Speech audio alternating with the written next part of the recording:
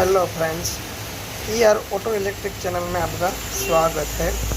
दोस्तों, आज हम देखेंगे कि दुनिया की सभी गाड़ियों में, ऑल कार में मेन रिले जो आता है उसकी सिस्टम्स क्या है, उसका जो वायरिंग डायग्राम है वो आपके सामने दिख रहा है।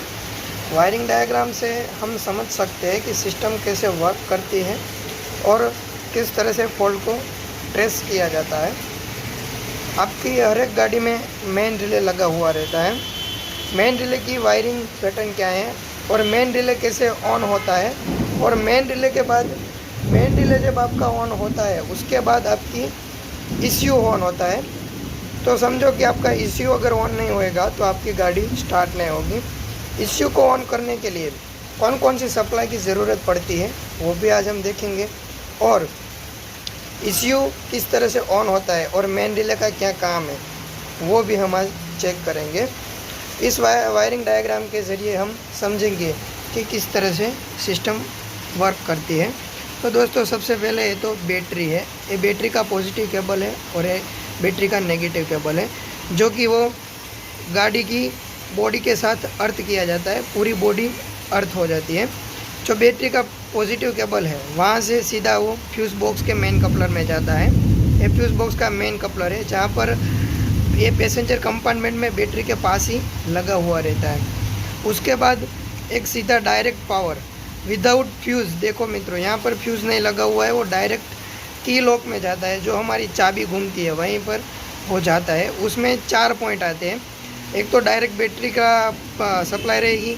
अगर आप पहला पॉइंट ऑन करेंगे तो आपकी एसेसरीज सिस्टम ऑन होगी, दूसरा पॉइंट ऑन करेंगे तो आपका इग्निशन ऑन होगा, और तीसरा पॉइंट ऑन करोगे तो आपका सेल्फ घूमेगा।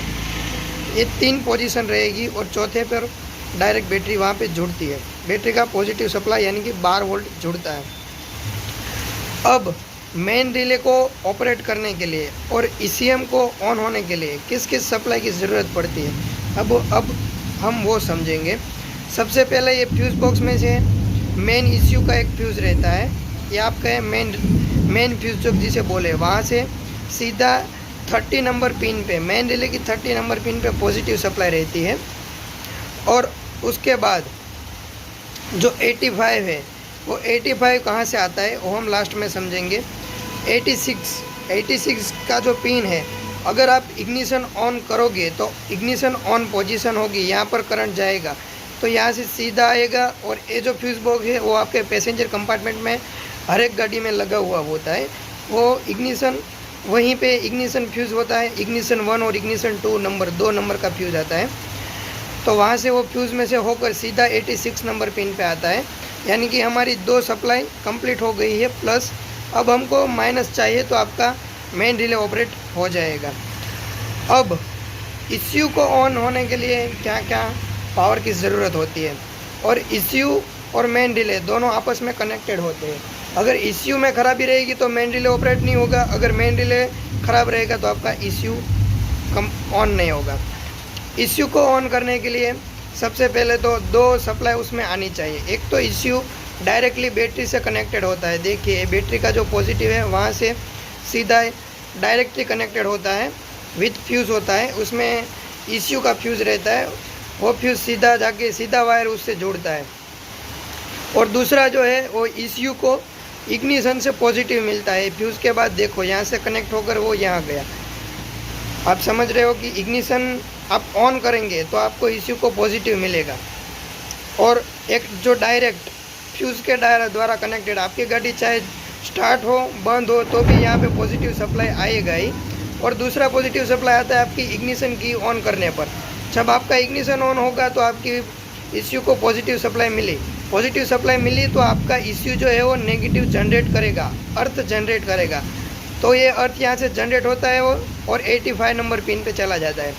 जब आपका 85 नंबर पिन पे अर्थ गया तो आपका मेन रिले ऑपरेट हो गया, और उसने 87 नंबर पिन पे पॉजिटिव छोड़ा, जो कि वो ईसीयू को मिला। आपका ईसीयू को मिला तो आपका ईसीयू ऑन हो गया।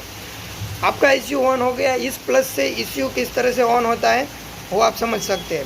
87 नंबर पिन पे यहाँ से अगर ईसीयू को पॉजिटिव सप्लाई मिल गया तो अब ईसीयू क्या करेगा। ईसीयू वो करेगा कि वो सभी सेंसर्स, जैसे आपका मैप सेंसर हो गया, क्रैंक सेंसर हो गया, कैम सेंसर हो गया, टोटल पोजीशन सेंसर हो गया।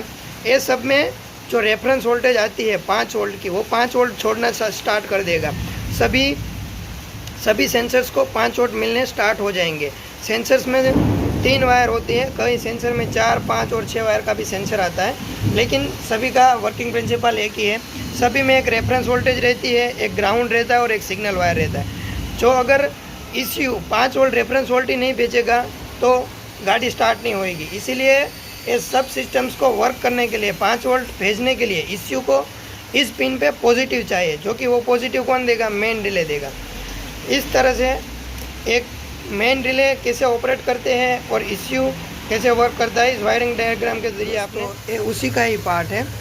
इसमें आप देख सकते हैं कि आपको क्या चेक करना है। आपको मेन रिले ऑपरेट हो रहा है या नहीं हो रहा है, तो मेन रिले की जो कपलर्स आती है उसमें सप्लाई चेक कीजिए कि 30 नंबर पे प्लस आ रहा है, 86 नंबर पे प्लस आ रहा है कि नहीं आ रहा है, और 85 नंबर पे माइनस आ रहा है कि नहीं आ रहा है। माइनस ECU भेजता है और 86 नंबर इग्निशन से आता है, और 30 नंबर का जो पिन है वो आपने देखा कि यहाँ से फ्यूज़ बॉक्स में से आता है, डायरेक्ट पावर होता है वो। तब जाके 87 नंबर की पिन से प्लस निकलेगा ECU को, तब ECU जाके ऑन होगा और वो सेंसर को सप्लाई भेजेगा। इस तरह से आप चेक कर सकते हैं कि ECU ऑन नहीं हो रहा है या मेन रिले में तकलीफ है, क्या मेन रिले की सप्लाई में दिक्कत है। दोस्तों, इस तरह से आपने समझा कि अगर मेन रिले में कुछ प्रॉब्लम हो या ECU में कुछ प्रॉब्लम हो तो ऐसे ट्रेस कर सकते हैं। अगर हमारी डैशबोर्ड में जो क्लस्टर मीटर है उसमें भी अगर ECU की लाइट जो चेक इंजन लाइट नहीं आ रही होती है तो भी ECU में दिक्कत हो तो भी वो बन सकता है, या अगर आपका मेन रिले वर्क नहीं कर रहा है तो भी आपकी मेन जो इंजन चेक लाइट है वो शो नहीं करेगी। इस तरह से आपने देखा कि ये मेन रिले का कार्य और ECU का कार्य है। अगर इसमें आपको कुछ समझ नहीं आता है तो कमेंट बॉक्स में ज़रूर बताएं, और अगर आप कोई भी गाड़ी में वायरिंग फॉल्ट ट्रेस कर रहे हो और आपको फॉल्ट नहीं मिल रहा है तो ज़रूर कमेंट बॉक्स में बताएं, आपकी ज़रूर मदद की जाएगी। और आप इस चैनल को ज़्यादा से ज़्यादा सब्सक्राइब करो और शेयर करो, ताकि जिस मैकेनिक भाई के पास भी नॉलेज नहीं है उसके पास भी पहुँचे और उसको भी फ़ायदा हो।